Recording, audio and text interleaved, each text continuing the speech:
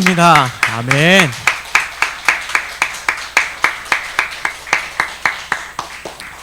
우리 권사님들 찬양 감사하고요.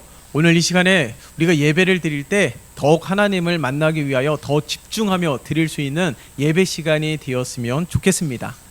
우리가 지난주에 하나님의 덧셈을 살피면서 우리가 하나님 먼저 그의 나라와 그의 의를 구하는 것이 무엇인지를 우리가 구체적으로 함께 살펴보았습니다. 그 가운데 이 솔로몬의 이 예배를 통하여서 가장 먼저 구해야 되는 것이 바로 지혜였음을 우리가 말씀을 통하여 살펴보았지요. 지혜가 무엇입니까? 솔로몬이 구한 지혜는 하나님의 뜻을 분별하고 하나님의 뜻에 순종할 수 있는 능력과 힘을 말하는 것입니다. 그래서 하나님의 말씀을 듣는 것, 이 예배 때 가장 중요한 것 아니겠어요? 그런데 하나님의 말씀을 듣고 온전히 분별할 뿐만 아니라 순종하면서 합당한 열매를 맺는 그 모든 과정을 일컫는 것, 그래서 솔로몬은 지혜를 강구했던 것입니다. 우리가 지난 금요 성령 집회 때도 하나님의 말씀을 나누었지만 하나님께서 모세와 이 70인의 장로를 부르셨습니다. 근데 그 가운데 모세는 가장 가까이에 나아오게 하셨지만은 70인 장로는 가까이 오지 못하게 하였어요. 그 말씀을 가만히 보면서 신앙에도 계급이 존재하느냐, 그것을 말하는 것이 아닙니다. 무엇을 말하냐면은 이 신앙이 깊어지면 깊어질수록 경배하는 것도, 간절함도, 그리고 사모함도 더욱더 깊어지게 된다는 거예요. 그러니까 신앙의 연륜이, 직분이 믿음의 정도를 나타내는 것이 아닙니다. 저뿐만 아니라 오늘 여기 계신 분들, 우리 함께 특송을 부른 권사님들도, 직분자들도, 모든 리더들도 우리가 하나님의 말씀을 통하여서 도전을 받아야 되는 거예요. 나의 신앙의 연륜 몇십 년이 되었든 간에 나의 직분이 목사든 장로든 권사든 집사든 그것이 중요한 것이 아닙니다. 신앙의 연륜이 깊어지면 깊어질수록, 직분을 받으면 받을수록 우리는 더욱더 하나님에게 더욱더 집중하고 더욱더 간절히 하나님을 찾는 자가 되어야 되는 거예요. 그러니까 이 우리가 지난 금요 성령 집회도 함께 말씀을 나눈 것처럼 이 모세를 가까이 부르신 까닭은 믿음의 깊이에 따른 경배의 정도를 말하는 것입니다. 그런 의미에서 모세를 보면 지도자임에도 불구하고 가장 하나님을 사랑했던 자라는 사실을 성경은 증거하고 있는 거예요. 위대한 지도자로서 백성들에게 존경을 받는 자임에도 불구하고 그의 마음은 늘 갈급함으로 가득한 모세를 성경은 증거하고 있는 것이죠. 그래서 모든 백성들 가운데 가장 간절하게 하나님을 찾고 하나님을 사랑하고 하나님을 의지하고 사모하는 예배자였음을 성경은 우리들에게 전하고 있는 것입니다. 오늘날 우리 모두가 바로 이러한 예배자가 되시기를 예수님의 이름으로 축원합니다. 그래서 우리들은 날마다 신앙의 연륜에 따라 직분자로서, 영적인 리더로서 우리는 더욱더 하나님 앞에 온전히 설 수 있도록 인도함을 받아야 되는 거예요. 여러분들, 직분자들, 그리고 리더들, 우리 모두가 들어야 되는 것은 영적 리더십은 어디에서 나올까요? 바로 예배에서부터 나오는 겁니다. 그래서 바라기는 우리 권사님도 기도하셨지만은 우리 교회가 개척을 하고 지금에 이르기까지 우리가 가장 힘써야 되는 것은 온 성도들이 하나님에게 집중하기 위하여 예배에 대한 열심이 있었으면 좋겠습니다. 그래서 예배에 대한 열심이 있어서 예배를 통하여 하나님의 말씀을 듣고 날마다 새롭게 결단하는 일들, 그리고 새롭게 담대함으로 행하는 일들이 날마다 펼쳐지는 우리 모두가 되시기를 예수님의 이름으로 축원합니다. 그래서 하나님의 말씀에 집중하고 하나님의 말씀을 듣는 시간들을 아주 기이 여겨야 되는 거예요. 그래서 솔로몬이 기록한 전도서를 살펴보면 전도서에서 가장 솔로몬이 중요하게 생각하면서 우리들에게 권면하고 있는 말씀이 있습니다. 그것이 무엇이냐면 청년의 때에 너의 창조주를 기억하라는 것이에요. 오늘날 많은 성공한 사람들이 많이 있지만 이 세상에서 가장 부유한 사람보다도 비교가 안 될 정도로 부유하고 성공한 솔로몬이 말하고 있습니다. 청년들에게 전하고 있는 말씀이 아니에요. 이제 사회생활을 막 시작하는 사회 초년생들에게, 젊은이들에게만 해당되는 너의 창조주 하나님을 기억하라고 권면하고 있는 것이 아닙니다. 청년들에게만 말하는 것이 아니라 오늘 우리 모두에게 증거하고 있다라는 거예요. 우리가 전도서를 읽어보면은 유독 반복되면서 나타나는 그런 말들이 있는데 그것이 무엇이냐면 시간에 대한 언급입니다. 그래서 전도서 3장 1절의 말씀을 보면 범사에 기한이 있고 다 때가 있다라고 증거하고 있어요. 무슨 말일까요? 청년의 때, 젊을 때는 영원하지 않다라는 거예요. 우리 여기 나이 이제 지긋이 먹은 권사님도 계시고 우리 집사님도 계시지만은 그 권사님, 집사님도 한때 우리 자녀들처럼 젊었을 때가 있었습니다. 물론 저 역시도. 그러나 이 젊음이 항상 영원하지 않다라는 거예요. 예? 젊음을 지나서 나이가 들어가기도 하고 나이가 들어서 주님이 부르시는 그날이 다가오기도 하고 그러니까 하나님의 심판이 꼭 있음을 알아야 된다라는 것이죠. 그래서 이 젊음이 영원하지 않음을 우리는 기억하면서 항상 이 젊음이 영원하지 않고 우리가 젊음 그대로 머물러 있지 않음을 우리는 늘 기억해야 되는 것입니다. 그래서 바울은요 에베소서를 통하여서 이렇게 권면하지 않습니까? 세월을 아끼라. 우리 말씀을 한번 찾아볼까요? 에베소서 5장 16절에서 19절.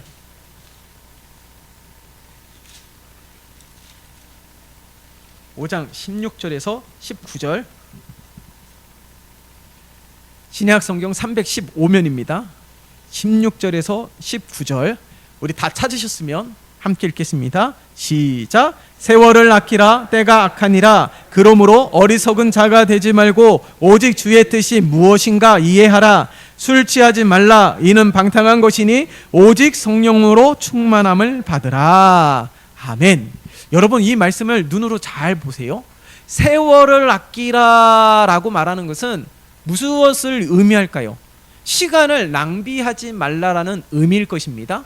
그런데 마지막 우리가 함께 읽었던 18절 마지막 절에 보면 어떻게 권면합니까? 오직 성령으로 충만함을 받으라라고 증거하고 있어요. 그러니까 이 세월을 아끼라라는 이 말을 정확하게 번역을 하면 인생의 모든 순간순간을 극대화하면서 낭비하지 말라라는 것입니다. 그런데 어떻게 낭비하지 말라라는 거예요? 다시 말해서 이 청년의 때에 너의 창조주 하나님을 기억하라는 이 권면의 말씀과 같이 어렸을 때부터 아니 지금 이 순간부터 하나님을 더욱더 의지하고 말씀과 기도를 통해서 하나님과 교제하는 삶을 살라라는 거예요. 그게 정말 내 인생의 시간을 아끼는 것입니다.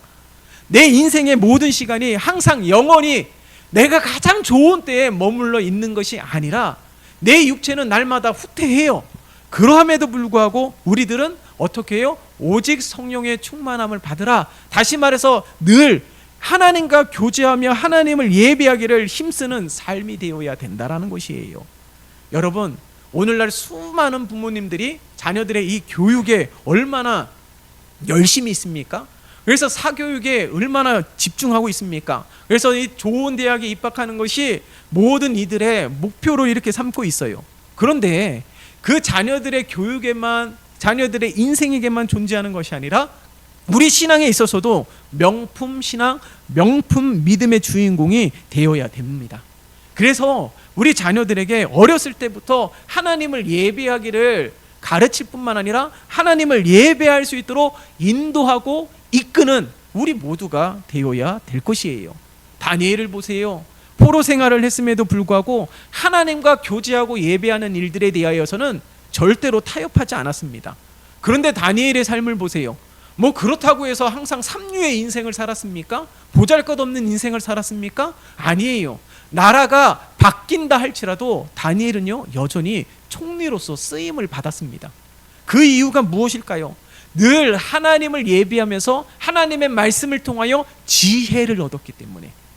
하나님께서 다니엘에게 주신 것이 무엇이에요? 학식을 더하게 하시고 지혜를 주시고 환상을 깨닫게 하시는 은혜를 베풀어 주셨다라는 것이죠. 그렇기 때문에 다니엘은 항상 하나님에게 집중하면서 이 수많은 인생의 어려움들을 넉넉히 이기게 하신 하나님의 놀라운 은혜들을 다니엘의 삶 속에서 우리가 발견할 수 있는 것입니다. 그래서 우리가 함께 나누었던 먼저 그의 나라와 그의 의를 구하라 그리하면 이 모든 것을 주신다라는 것은 단순히 인생 성공을 말하는 것이 아니라 하나님을 의지하고 하나님을 예배하는 삶은요, 마치 종합 선물과 같은 거예요. 손을 대어 하는 일들마다 하나님이 함께 하시는 은혜가 있고요. 믿음의 가정을 온전히 세우고 기업을 온전히 세우고 하나님의 뜻을 온전히 펼칠 수 있는 놀라운 하나님의 은혜와 복이 끊이지 않는 삶이 되게 하시는 것입니다. 그렇기 때문에 오늘 이 시간, 우리도 우리의 지금의 오늘의 이 시간이 영원하지 않기 때문에 인생의 시간을 낭비하지 말고 하나님을 더욱더 예배하면서 살아가는 우리 온 성도들이 되시고, 예배에 대한 열심도 있고 예배에 대한 사모함도 있는 우리 한빛중앙교회와 온 성도들이 되시기를 예수님의 이름으로 축원합니다. 그런 의미에서 오늘 이 본문의 말씀을 보세요. 오늘 이 본문의 말씀을 보면 믿음의 조상 아브라함이 고향 갈대아 우르를 떠나서 하나님의 지시한 땅으로 향하였습니다. 이때 죽은 누이의 아들 롯과 함께 떠나게 되었어요. 롯은요, 성경을 보니까 자세히 기록되어 있지 않지만은 똘똘하기도 하고 성실하기도 하고 능력도 있는 것 같습니다. 이 롯이 지혜로워서일까요? 자신의 미래를 준비했어요. 자기 사람을 늘리기도 하고 재산을 늘리기도 하였습니다. 모르겠습니다. 롯이 어떤 생각을 가지고 있는지 모르겠지만 삼촌 아브라함에게 신세를 주는 것, 아브라함이 계속해서 자신 때문에 고생하는 것이 묻네, 아쉬워서 자신이 성장해야 된다라는 생각을 가지고 있을 수도 있어요. 아무튼 이 사람과 재산을 점차 늘리게 되었는데 문제가 발생하게 되었지요. 그게 무엇이냐면 아브라함의 목자들과 다툼이 일어나게 된 것입니다. 이 말이 무슨 말이냐면 롯이 아브라함과 견줄 만한 재산이 생기게 되었다는 거예요. 공간은 한정되어 있습니다. 그 두 집안의 목자들이 상생을 해야 되는데 상생하지 못했다라는 거예요. 이 롯을 가만히 보면서 이때 서로 협력하고 상생하고 조금 더 양보하고 희생하면서 그렇게 함께 아브라함도 롯도 함께 이렇게 살아갔으면 성경은 또 한 명의 믿음의 주인공이 나타나지 않았을까라는 생각이 들어요. 그런데 롯은 보세요. 자신의 이 지혜로움이 있지만 자신의 지혜로움으로 인하여 눈에 보이는 것만 보고 아브라함을 떠났습니다. 고향을 떠난 뒤로부터 함께하였던 롯이에요. 아브라함에게 있어서 롯은요, 친구이자 아들이자 전우와 같은 동료였습니다. 알게 모르게 의지가 되었던 자가 롯이에요. 그러니까 아브라함에게 있어서 롯은 분명히 그 빈 자리는 이루 말할 수 없을 거예요. 그런데요, 우리가 이렇게 한번 생각해 보자고요. 롯을 이렇게 생각하면 어떨까요? 하나님만큼 의지하였던 것, 하나님보다 더 사랑했던 것, 그것이 사람이 될 수도 있고 그것이 돈이 될 수도 있습니다. 하나님보다 더 많이 의지했던 모든 것이 롯에게 해당이 될 것이에요. 마치 롯이 없으면 살 수 없을 것처럼 여겨졌습니다. 마치 롯이 없으면 이 모든 것을 감당하지 못할 것이라고 생각하면서 부정적인 생각들로만 가득할 수도 있을 거예요. 그렇기 때문에 하나님께서 롯을 떠나게 하신 거예요. 많은 이들은 이렇게 생각합니다. 내 인생에 있어서 삶에 있어서 자꾸 더해지면 복이라고 생각합니다. 근데 반면에 빼어지게 되면 이건 복이라고 생각하지 않아요. 그런데 다이어트도 어떻게 표현합니까? 뺀다고 표현하지 않나요? 지방과 살을 빼면 어떻게 됩니까? 좀 더 건강해지지 않을까요? 기업도 거품을 뺀다라고 이야기합니다. 좀 더 경쟁력 있는 기업, 좀 더 견고한 기업이 되기 위해서는 빼야 하는 것들이 있다라는 거예요. 그러니까 항상 뺀다라는 것은 항상 부정적인 것만 있지 않다라는 것입니다. 하나님은요, 하나님보다 더 의지하는 것을 빼남으로 말미암아 무엇이 더 두드러지게 하실까요? 하나님이 내 인생에 있어서 더욱더 두드러지게 하고 하나님으로만 충만하게 하시는 줄 믿습니다. 그렇기 때문에 하나님을 더욱더 의지하게 하기 위하여, 하나님에게 더욱더 집중하게 하기 위하여 하나님보다 더 의지하였던, 하나님보다 더 마음이 향하였던 롯을 떠나게 하신 것이에요. 인간적으로 볼 때는 섭섭하지요. 만약 하나님보다 더 의지하였던 우상이라면 힘들더라도 어떻게 해요? 떠나보내야 된다라는 거예요. 그래야지만이 하나님의 은혜를 누릴 수가 있는 것입니다. 믿음의 초창기에는 분명 롯이 도움이 되었을 것이지만 하나님이 지시하는 땅으로 가는 믿음의 여정 속에서는 롯보다는 하나님을 의지하는 것이 아브라함에게 있어서 더 복이 될 것입니다. 롯도 보세요. 롯과 아브라함을 비교해 보세요. 롯의 가치관은 무엇이었습니까? 물질 만능주의였어요. 그렇기 때문에 눈에 보이는 것만 바라보면서 이득만 생각하고 땅을 선택하고 아브라함을 떠났던 것입니다. 그런데 반면에 아브라함의 가치관은 무엇입니까? 믿음이에요. 이 두 가치관은 공존할 수 없는 것입니다. 참으로 신기하죠? 아브라함과 함께 동행하였던 롯은 그 여정 속에서 하나님이 허락하여 주신 은혜와 복을 함께 경험하였습니다. 근데 롯이 바라본 것은 그 은혜와 복을 허락하신 하나님을 본 것이 아니에요. 누리고 있는 복에만 집중하였던 것이죠. 그렇기 때문에 눈에 보이는 것만 보고 판단했던 것이에요. 반면에 아브라함은요, 그 은혜와 복, 누리고 있는 것이 아니라 그것을 허락해 주시고 그리고 자신의 삶을 인도하신 하나님을 바라본 것입니다. 롯과 아브라함을 또 비교해 보세요. 롯과 아브라함에게 있는 것을 가만히 살펴보세요. 아브라함이 있는 것에 롯도 있었습니다. 양과 소와 수많은 가축들과 장막까지 아브라함에게도 있었고 롯에게도 있었어요.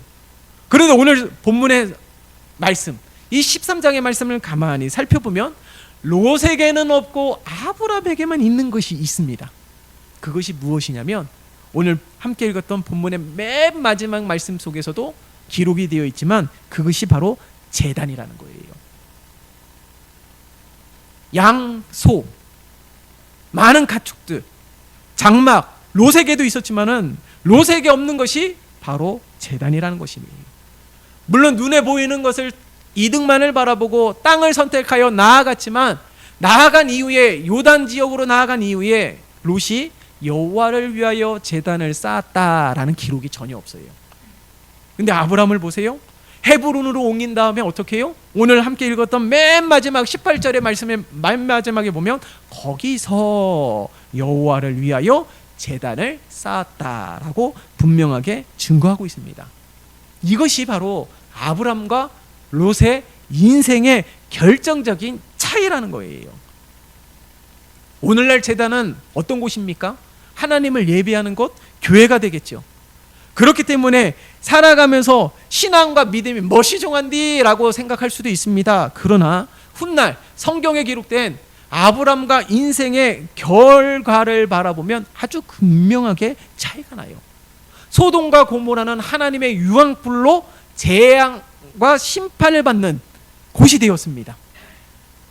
그러나 보세요. 아브라함은 어떻습니까? 믿음의 조상이 되기도 하고 이스라엘의 하나님 나라의 기초를 다듬는 일들에 귀하게 쓰임받는 자가 되기도 하였다라는 거예요. 이처럼 이 아브라함을 바라보면서 이 아브라함에게 있어서 하나님을 바라보지 못하고 하나님을 더 의지하는 것이 있다라면 그것이 사람일 수도 있지만 하나님께서는 그것을 제하여 버리기도 하신다라는 거예요. 왜요? 하나님에게 더 집중하기 위해서.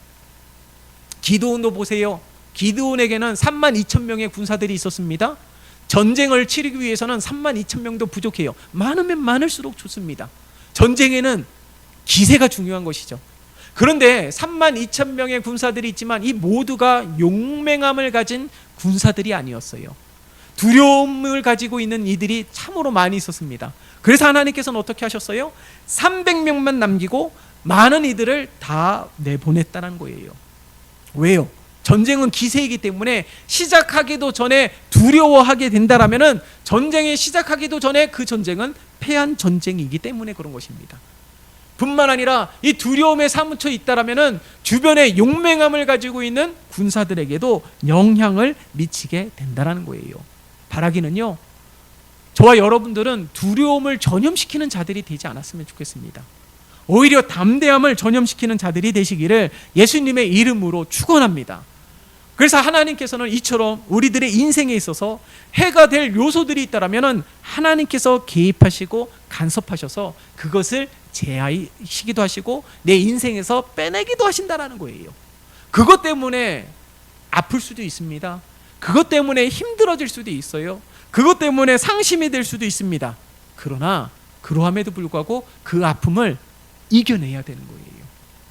물론 하나님이 빼시고 제하시는 것들로 인하여서 우리는 당장 이해하기 쉽지 않을 수 있습니다. 그러함에도 불구하고 우리들은 감당해야 된다는 거예요. 하나님이 하시는 일들에 대하여 겸허히 받아들이는 그런 믿음의 자세가 우리에게 있기를 예수님의 이름으로 축원합니다. 왜일까요? 하나님께서는 언젠가 이 슬픔을 기쁨으로 바꾸시기 때문에 그런 것이에요. 하나님께서 이 상심을 언젠간 감사로 분명하게 바꾸시기 때문에 그런 것입니다. 그래서 하나님보다 더 의지하는 것, 내 의지와 관계없이 하나님이 강권적으로 개입하셔서 자꾸 내 인생에서 빼내고 제하는 그런 아픔을 주신다라면, 우리가 만약 하나님을 향하여 원망하고 불평하는 것이 아니라 하나님이 왜 자꾸 내 인생에서 이것을 도려내려 하실까? 왜 이것을 빼내게 하실까? 왜 이것을 제하게 하실까를 우리가 늘 기억하고 하나님의 하시는 일들에 대하여 기대하면서 온전히 하나님이 인도하시는 대로 이 아픔을 넉넉히 이겨나가는 우리 모두가 되시기를 예수님의 이름으로 축원합니다. 욥을 보세요. 하나님께서 사단에게 허락하지 않았습니까? 욥을 시험하는 것. 이 욥이 동방에서는 가장 훌륭하다, 그리고 하나님을 항상 예배하였고 늘 하나님을 의식하였던 자였지만은 그가 수많은 재산을 누리고 있기 때문에, 많은 것을 가지고 있기 때문에 하나님을 예배하고 하나님을 섬기는 것이다라고 사단이 말했던 것이죠. 그래서 하나님께서 그에게 생명만은 건드리지 못하게 하시고 그를 시험하도록 허락하셨습니다. 그래서 그가 누리고 있는 모든 것을 잃게 되었어요. 재산도, 자녀까지도.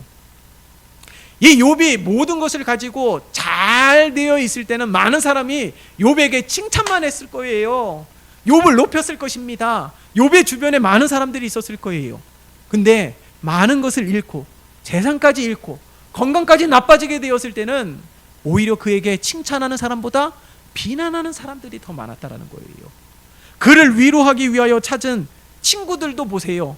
이것을 욥이 당한 일들을 단순히 그 아픔을 함께 마음을 나누면서 위로하기보다는 영적으로 해석하면서 너가 하나님 앞에 잘못한 것이 있기 때문에 지금의 재앙을 겪고 있는 것이다, 하나님의 심판을 겪고 있는 것이다 라고 하면서 비난을 합니다. 이때 욥이 깨달은 것이 무엇이에요?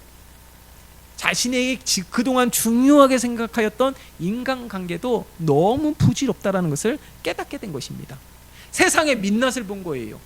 사람의 민낯을 보게 되었습니다. 그래서 욥이 깨닫지 않습니까?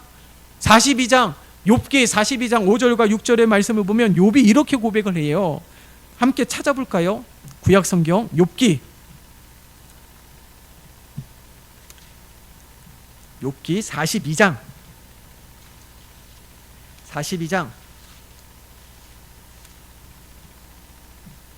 5절과 6절.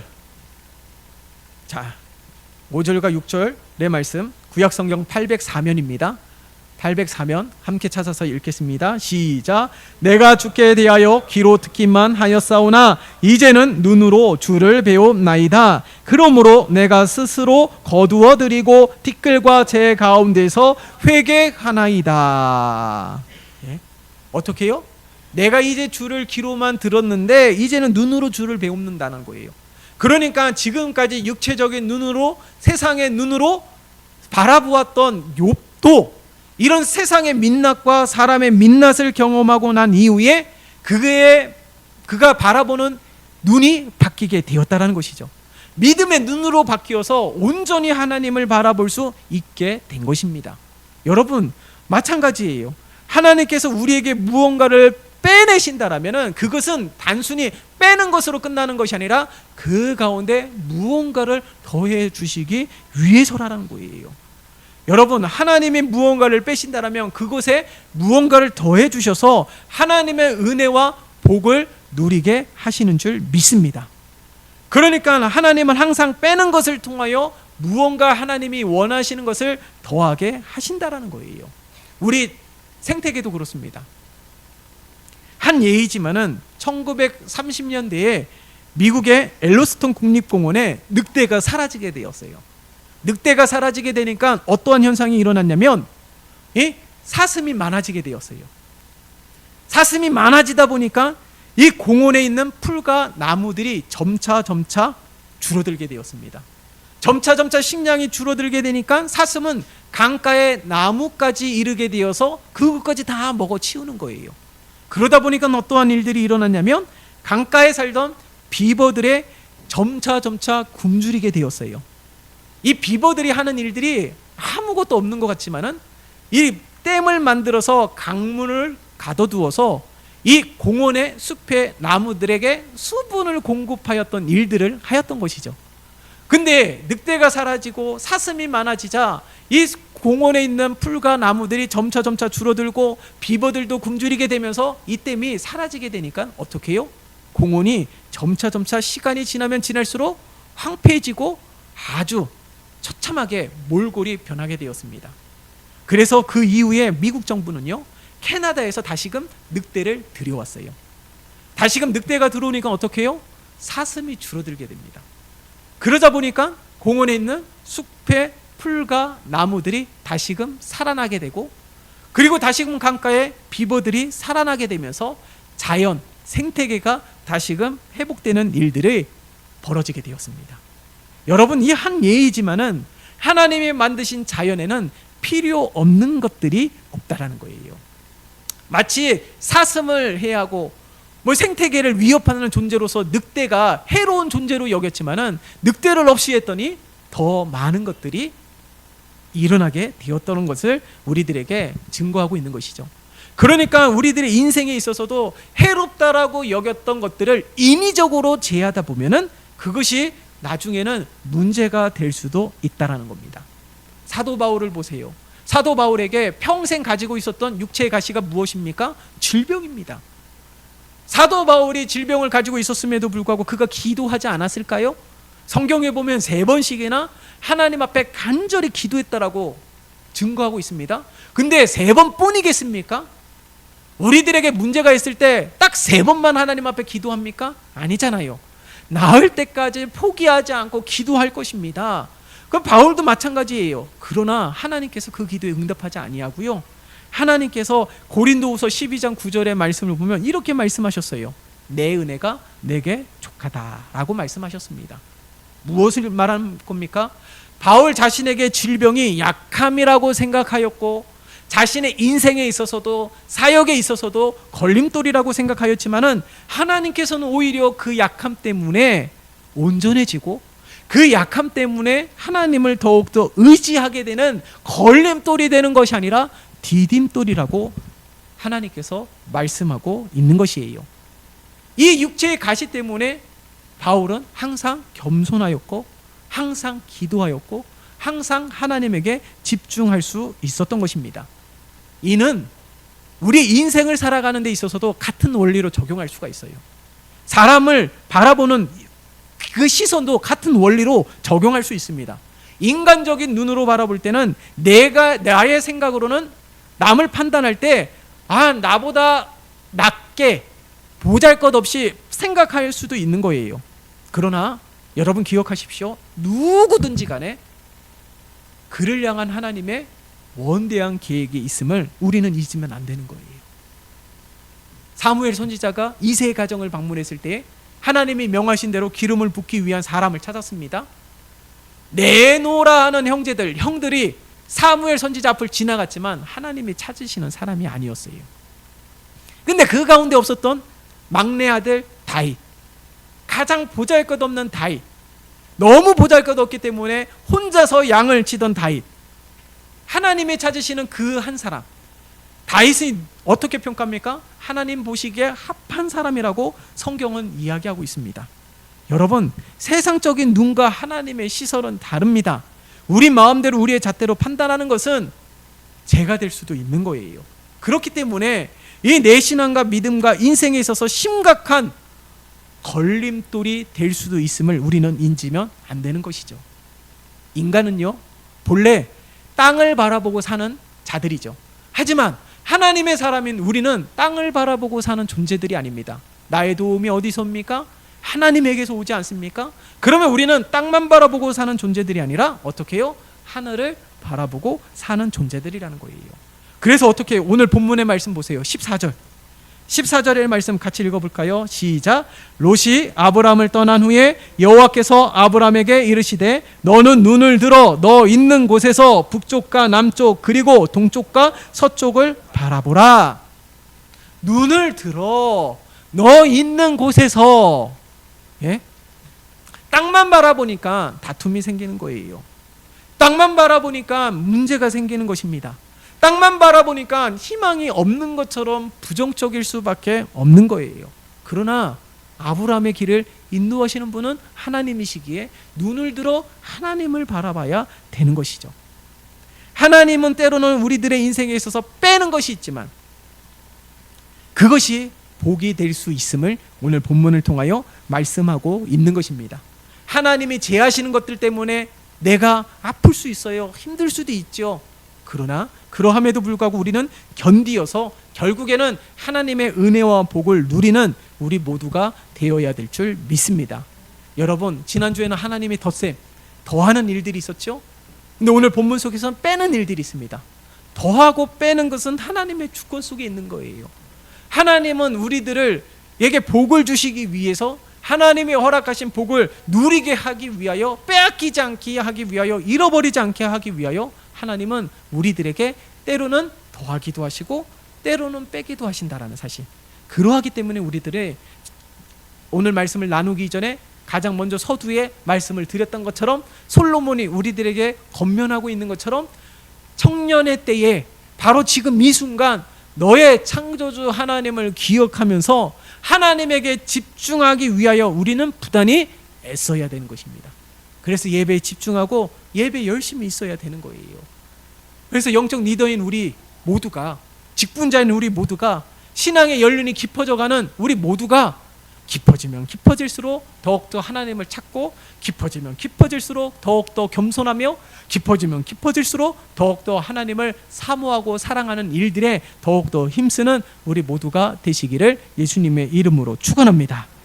살아계신 하나님 아버지 감사합니다. 오늘 말씀을 통하여 성령 하나님 깨닫게 도와주시옵소서.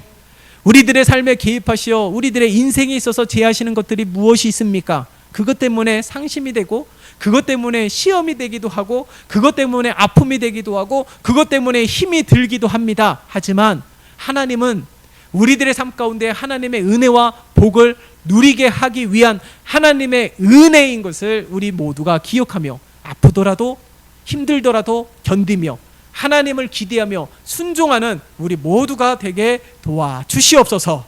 예수 그리스도의 이름으로 기도드리옵나이다. 아멘.